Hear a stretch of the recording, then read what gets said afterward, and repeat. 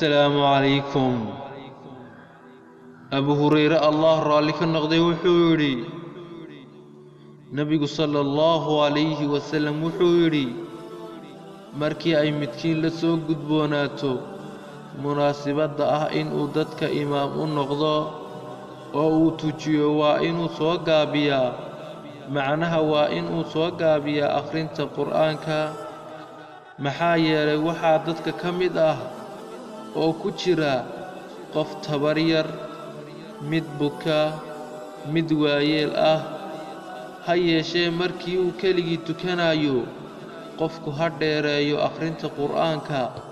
sidii uu doono waxaa wariyay Bukhari iyo Muslim muuqaalkan la mid inta ku kulmayno waxa idinkaga tagayaa wassalaamu calaykum wa rahmatullaahi wa barakaatuh.